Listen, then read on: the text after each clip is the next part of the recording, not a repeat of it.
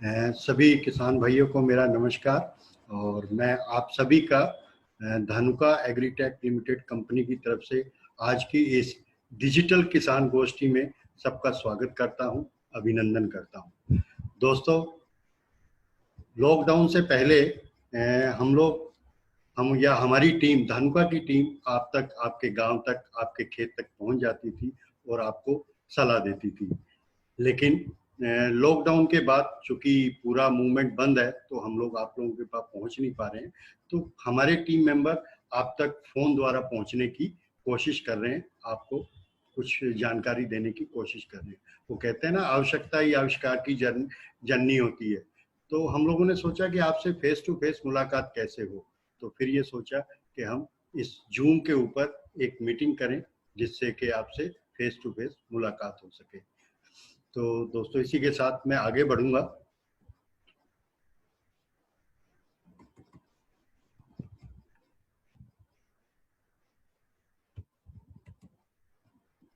दोस्तों, चूंकि कोरोना महामारी का समय है, काफी मुश्किल समय है। आप लोग घर से बाहर खेती के काम के लिए भी जाते हैं, बाजार से दवाइयाँ या और सामान लेने भी जाते हैं।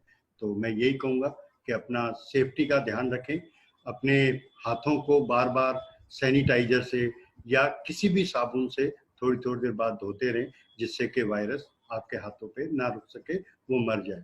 कहीं बाहर जाएं, खेत में काम करें तो सोशल डिस्टेंसिंग रखें, यानी 3 फीट की दूरी बना करके रखें। और जब भी बाहर निकलें, अपने मुंह पे मास्क लगा करके जरूर निकलें।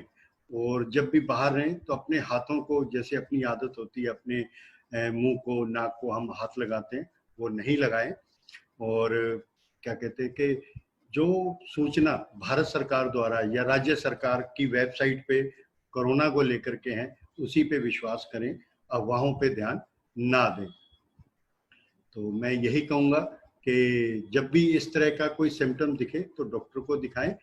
और मैं धानुका परिवार की तरफ से आप एक कहना चाहूँगा कि आप अपना ध्यान रखें और सरकार द्वारा दिए गए निर्देशों का पालन करें, घरों में रहें, बाहर ना निकलें बिना काम के। काम है वो तो जाना ही पड़ेगा, क्योंकि आप है तो देश है। तो अब इसी के साथ मैं स्टार्ट करूंगा आज का जो मेन कार्यक्रम है, कि हम गन्ने के ऊपर चर्चा करें। दोस्तों, गन्ने की अगर बात करें तो अपना देश, भारत देश, विश्व में दूसरे स्थान पे है 49 लाख हेक्टेयर के साथ। पूरे दुनिया में ब्राजील एक देश है जो कि दुनिया में नंबर 1 है गन्ने के क्षेत्रफल के हिसाब से। अगर हम राज्यों की बात करें तो दोस्तों, गन्ना लगभग यूपी, महाराष्ट्र, गुजरात, तमिलनाडु, कर्नाटका, पंजाब, हरियाणा, बिहार, सब जगह उगाया जाता है। लेकिन अपना जो प्रदेश है उत्तर प्रदेश, ये पूरे भारत में नंबर 1 प्रदेश है क्षेत्रफल के हिसाब से। हमारे बाद महाराष्ट्र का नंबर आता है। पिछले कई सालों से मैं देख रहा हूँ गन्ने के उत्पादन में भी काफी वृद्धि हुई है। ये सब इसलिए हो पाया क्योंकि वैरायटी अच्छी आ गई और आप लोगों ने कृषि इनपुट का अच्छी तरह से प्रयोग करना शुरू कर दिया है। दोस्तों, मैं आज जो जिन 3 चीजों के ऊपर बात करूंगा, एक तो टिलर यानी ब्यात के ऊपर बात करूंगा, दूसरा मैं खरपतवारों की समस्या के ऊपर बात करूंगा, और तीसरी एक पोक्का बोइंग जो बीमारी है, जो कि पिछले 3-4 साल से काफी तेजी से बढ़ी है और गन्ने को नुकसान कर रही है, मैं उसके ऊपर बात करूंगा। तो सबसे पहले बात करते हैं टिलरिंग या ब्यात के ऊपर। दोस्तों, जैसे गन्ना बुआई के बाद करीबन 30 दिन के आसपास इसका जर्मिनेशन होता है, उसके बाद 35-40 दिन के बाद फिर इसमें टिलरिंग या ब्यात शुरू होती है। जो गन्ना हम लगाते हैं, नीचे की तरफ जड़ जाती है, ऊपर की तरफ शाखाएं निकलती हैं। जो दोनों चीजें जिस गांठ से, जिस नोड पे जुड़ती हैं, उससे जो शाखाएं निकलती हैं, उसी को हम ब्यात कहते हैं। ब्यात अच्छा होता है तो हम ये कहते हैं उतने ही गन्ने बनेंगे और हमारा उत्पादन अच्छा आएगा। इस ब्यात को कई फैक्टर प्रभावित करते हैं, जैसे कि पानी, वैरायटी, तापमान, मिट्टी, पौधे से पौधे के बीच में दूरी, लाइन से लाइन की दूरी, बैलेंस फर्टिलाइजर का प्रयोग करना। ये सब कारक हैं जो कि ब्यात को प्रभावित करते हैं। धानुका की तरफ से जो सॉल्यूशन है धनुका की तरफ से है वो है मैक्सील्ड। मैक्सील्ड एक ऐसा उत्पाद है जैसा कि नाम से ही क्लियर है कि मैक्सील्ड यानी उत्पादन बढ़ाने वाला।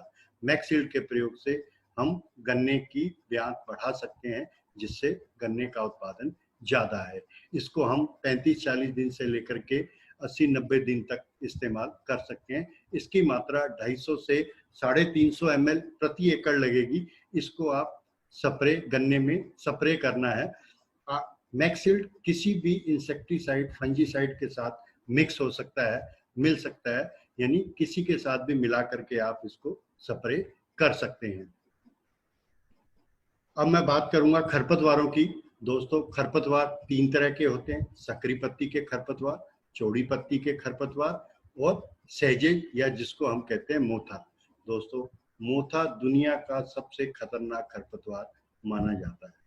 फसल में ये बहुत नुकसान करता है। मोथा क्या है, किस तरह से नुकसान करता है, क्यों इसको खतरनाक खरपतवार कहा जाता है, हम आगे की स्लाइडों में जानते हैं।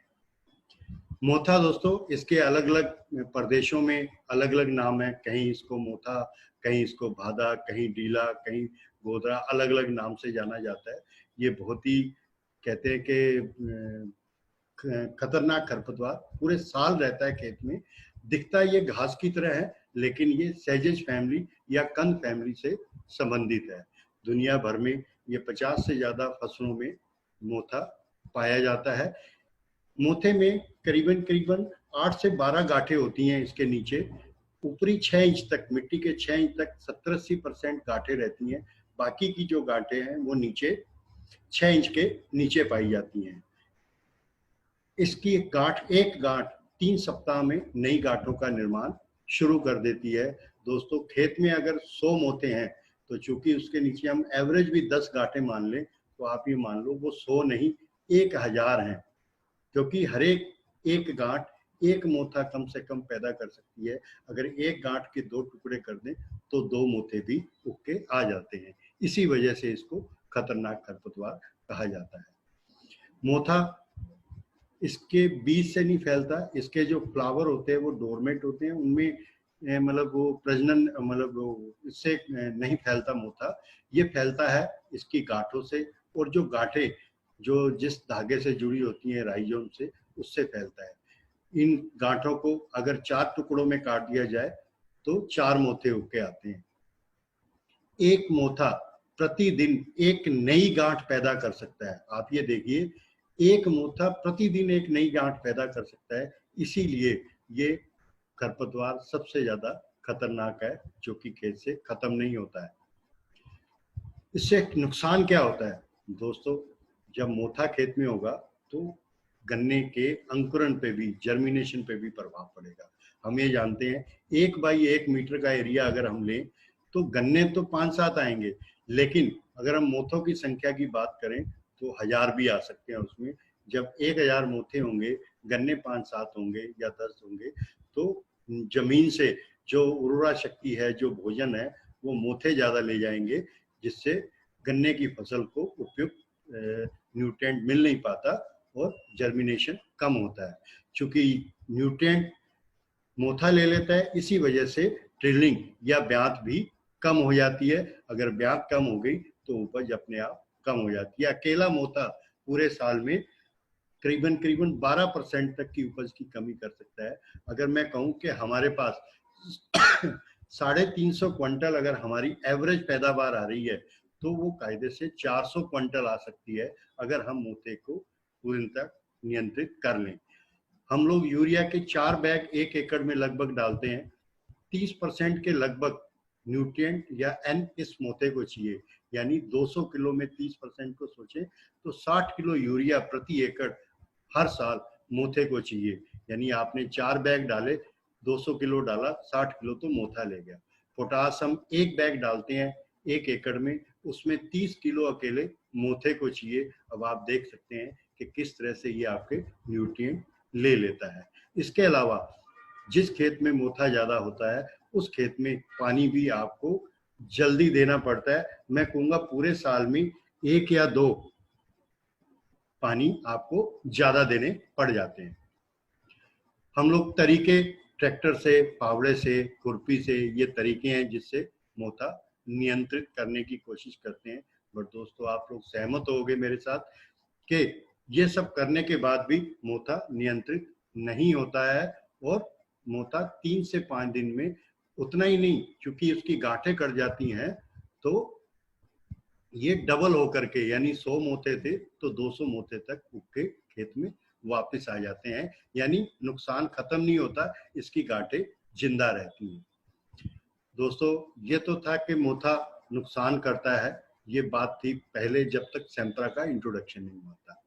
धानुका आप लोगों के लिए इस मोथे, खतरनाक खरपतवार मोथे को मारने के लिए इंडिया में लेके आई है सेंप्रा। सेंप्रा जो कि निसान केमिकल जापान का एक रिसर्च प्रोडक्ट है। दुनिया भर में एक मोथा ही है जो कि एक सेंप्रा ही है जो मोथे को गांठों से मारने के लिए अलग अलग देशों में रजिस्टर्ड है। धानुका एकमात्र कंपनी है जो ऐसे नए रिसर्च प्रोडक्ट को इंडिया में लेके आई और उसका रजिस्ट्रेशन कराया। यानी सेंप्रा गांठों से खत्म करे मोथा, मेहनत कम और मुनाफा ज्यादा। मुनाफा इस तरह से कि हम लोग लेबर की बचत कर सकते हैं। तो दोस्तों सेंप्रा ही एकमात्र उत्पाद है जो कि मोथे को प्रभावी तरीके से गांठों से खत्म करता है। सेंप्रा है क्या दोस्तों? सेंप्रा गन्ने और मक्का में मोथे के प्रभावी नियंत्रण के लिए है। ये एक पोस्ट इमरजेंस खरपतवार नाशक है, यानी जब गन्ना हो गया है और मोथा हो गया है तब सेंप्रा का प्रयोग रिकमेंडेड है। ये एक सेलेक्टिव खरपतवार नाशक है। ये गन्ने और मक्का में डल सकता है और सिर्फ मोथे को ही मारता है, इसलिए इसको सेलेक्टिव हर्बिसाइड कहा जाता है। सेंप्रा गन्ने और मक्का के लिए पूर्णतः सुरक्षित है। दोस्तों सेंप्रा एक ग्रीन ट्रायंगल, आप जानते हो लाल तिकोना, हरा तिकोना, नीला तिकोना सब दवाइयों के ऊपर बने होते हैं। तो हरे तिकोने वाली ये दवाई है जो कि गन्ना और मक्के के लिए बिल्कुल सुरक्षित है, मित्र कीटों के लिए बिल्कुल सुरक्षित है। सेंप्रा के स्प्रे के बाद 4 घंटे में ये गन्ने मोथे द्वारा अवशोषित कर लिया जाता है। यानी 4 घंटे बाद अगर बरसात भी होती है तो सेंप्रा मोथे पे अपना पूर्णतः काम करके जाता है। इसका प्रयोग करना चाहिए, ये समझना जरूरी है। सेंप्रा का जब भी प्रयोग करें, मोथा 3 से 5 पत्ती की अवस्था में हो तभी इसका प्रयोग रिकमेंडेड है सेंप्रा का। जब मोथे पे फूल आने लगते हैं तो इसका तना सख्त होने लगता है, इसीलिए जब मोथा 3 से 5 पत्ती का हो तब आप सेंप्रा का प्रयोग अपने खेत में करें। मात्रा इसकी 36 ग्राम प्रति एकड़ की लगेगी। ये इसके रिजल्ट हैं दोस्तों। ये करीबन 25-30 दिन बाद आपको रिजल्ट ऐसे दिखेंगे कि खेत जहां सेंप्रा लगा है मोथे या खरपतवार से पूर्णतः साफ है, और जहां नहीं लगा है वहां पे बहुत सारे खरपतवार दिख रहे हैं। ऐसी सिचुएशन में ब्यात और ग्रोथ दोनों ही प्रभावित करता है। जो खेत वीड से, खरपतवारों से फ्री हो जाएगा वहां पे उपज डेफिनेटली ज्यादा आएगी। दोस्तों सेंप्रा आप प्रयोग करेंगे तो ये 3 से 5 गांठें जो ऊपरी 6 इंच लेयर तक होती हैं उनको नियंत्रित करता है। प्रयोग के 24 घंटे के अंदर अंदर ये मोथे के पूरे शरीर में चला जाता है और तत्वों का अवशोषण बंद हो जाता है। यानी जमीन से कुछ भी लेना वो बंद कर देता है, यानी नुकसान बंद हो जाता है। जब नुकसान बंद हो जाता है, न्यूट्रिएंट लेता नहीं है, तो वो गन्ने की फसल को मिलने लगते हैं, जिससे ब्यात अच्छी होती है, गन्ने की ग्रोथ अच्छी होती है और हमें पैदावार ज्यादा मिलती है। और साथ ही साथ हमारे लेबर की, मजदूरी खर्च की भी बचत होती है। यानी सेंप्रा लगने के बाद हमें जो लेबर लगानी पड़ती है, जो कि 1 एकड़ में लगभग 10 के लगभग चाहिए। अगर हम 300 रुपये एक का खर्चा माने तो 3000 रुपये का खर्चा है, और कई बार तो समय ऐसा होता है लेबर मिलती नहीं है, तो हम उस खर्च से भी बच सकते हैं। तो दोस्तों अब मैं बात करूंगा कि इनके प्रयोग के लिए क्या सावधानियां हैं। छिड़काव के समय जब भी सेंप्रा का प्रयोग करें, आप नमी जरूर सुनिश्चित करें, खेत में पानी दें, उसके दूसरे या तीसरे दिन सेंप्रा का प्रयोग करें। जब भी प्रयोग करें नैपसेक पंप का ही यूज करें। बैटरी ऑपरेटेड जो पंप है उनका तो आप प्रयोग कर सकते हो, लेकिन पावर स्प्रेयर जो कि पेट्रोल वाले इंजन से चलते हैं उनका प्रयोग ना करें। जब भी सेम्प्रा का प्रयोग करें आप कट नोजल लगा करके ही प्रयोग करें। गन्ने में अगर दूसरी फसल भी लगी हुई है तो उस अवस्था में मिक्स क्रॉपिंग है तो आप सेम्प्रा का प्रयोग ना करें। पानी हमेशा साफ ले और 1 एकड़ में कम से कम 150 लीटर पानी का प्रयोग करें। सेम्प्रा लगाने के 7-8 दिन बाद एक हल्की सिंचाई जरूर करिएगा। उस सिंचाई के बाद आप फ्री हैं, आप उसमें इंटरकल्चर ऑपरेशन यानी ट्रैक्टर वगैरह चलाना चाहें तो आप बिल्कुल चला सकते हैं। मैं फिर याद दिलाऊंगा, मोथा 3 से 5 पत्ती का हो तभी सेम्प्रा का प्रयोग करें।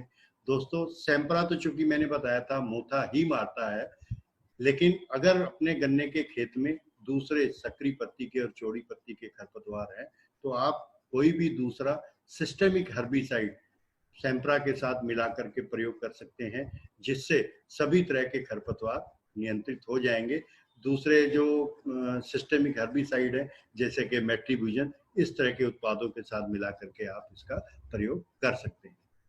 दोस्तों यहाँ तक तो था सेम्प्रा। अब मैं बात करना चाहूंगा पोका बोइंग की, जो कि पिछले 3 साल से ये एक उभरती हुई बीमारी है और ये गन्ने में काफी नुकसान पहुंचा रही है। मैंने पिछले साल काफी खेत देखे थे, मेरे को ऐसा कोई फील्ड नहीं मिला था जहां पे पोका बोइंग ना आई हो। तो चलिए अब समझते हैं पोका बोइंग क्या है। दोस्तों पोका बोइंग मूल रूप से जावा कंट्री से आई है। सबसे पहले ये वहीं देखी गई थी। जावा में पोका बोइंग का मतलब है ऊपर का हिस्सा गल जाना।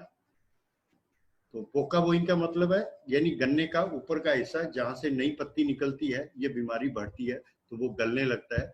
और ये पोका बोइंग जो फैलती है वो फ्यूजेरियम मेनिलिफॉर्म जो एक जीवाणु है उसकी वजह से फैलती है। इसके लिए अनुकूल परिस्थितियां क्या हैं, किन परिस्थितियों में पोका बोइंग सबसे ज्यादा फैलती है? दोस्तों वो वैरायटी जिसमें चीनी ज्यादा आती हो, वो वैरायटी जिसका उत्पादन अधिक हो, उस वैरायटी में ये बीमारी ज्यादा आती है। अपने नॉर्थ इंडिया की बात करें तो हमारे यहाँ 238 वैरायटी है जिसमें ये बीमारी आ रही है। ये बीमारी फसल में, गन्ने की फसल में 3 से 7 महीने के पीरियड में, यानी मैं करूंगा कि मई जून से लेकर के सितंबर अक्टूबर तक ये खेत गन्ने की फसल में रह सकती है, आ सकती है। इसी पीरियड में ये आती है। अगर बाहर का टेम्परेचर 20 से 32 डिग्री यानी दिन में 32 डिग्री तक पहुंचे, रात का टेम्परेचर 20 डिग्री तक आए और सापेक्षिक आर्द्रता यानी रिलेटिव ह्यूमिडिटी 70-80% है, उस केस में ये इस बीमारी का पोका बोइंग का जीवाणु ज्यादा तेजी से फैलता है। सोयल का जो पीएच है अगर 6.5 और 7.5 के बीच में, उस स्थिति में भी ये जीवाणु के लिए ये पीएच ज्यादा फेवरेबल है और ये जीवाणु को ज्यादा तेजी से फैलाता है। तो ये परिस्थितियां हैं, इन परिस्थितियों में पोका बोइंग का जीवाणु ज्यादा तेजी से फसल में फैलता है। इस रोग के दोस्तों 3 चरण होते हैं। पहला क्लोरोटिक चरण, दूसरा टॉप रोड चरण, तीसरा नाइफ कट चरण। तो अब हम बात करेंगे एक एक चरण की, एक एक करके। दोस्तों पहला चरण है क्लोरोटिक फेज। क्लोरोटिक फेज में क्या होता है कि पत्ती जब नई निकलती है तो वो हरा रंग नहीं होता, उसका रंग हल्का पड़ने लगता है, हल्का हरा हो जाता है या पीले की तरफ जाने लगता है और वो पत्ती मतलब कहते हैं कि रिंकल होने लगती है, उसके ऊपर झुर्रियां पड़ने लगती हैं, घूमने लगती है। तो पत्ती निकलती है तो उस तरह से निकलती है। ऐसी पत्ती निकले तो आप तभी समझ जाइए कि आपके खेत में पोका बोइंग आना शुरू हो गया है। ये इसकी पहली अवस्था क्लोरोटिक फेज है। अब मैं दूसरी अवस्था की बात करूं, जब ये टॉप रोड फेज में पहुंच जाता है तो ऊपर का अगोला यानी जहां से नई पत्तियां निकल रही हैं वो हिस्सा गलना शुरू हो जाता है। और फिर तीसरी स्टेज आती है नाइफ कट स्टेज, जहां पे गन्ने का जॉइंट होता है, इंटरनोड होते हैं, उस नोड से ऐसा कट लगता है जैसे चाकू से काटा गया हो। तो दोस्तों ये इस पोका बोइंग बीमारी की आखिरी अवस्था है। पहली अवस्था तो नई पत्ती निकलती है, हल्के पीले रंग की या हल्के हरे रंग की होती है, पत्ती मुड़ने लगती है, झुर्रियां पड़ने लगती हैं। दूसरी टॉप रोड, ऊपर से गलना शुरू हो जाना पूरा।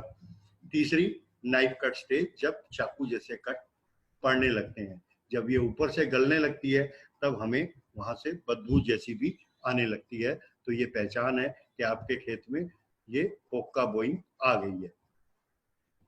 दोस्तों, ये फैलता कैसे है रोग?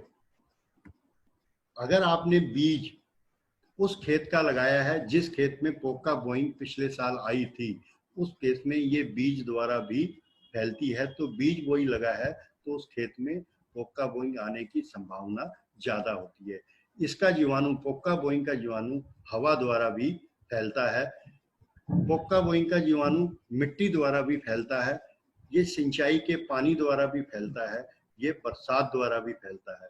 दोस्तों, आप देख रहे होंगे कोई ऐसी चीज नहीं है जिसके द्वारा इसका जीवाणु ना फैलता हो।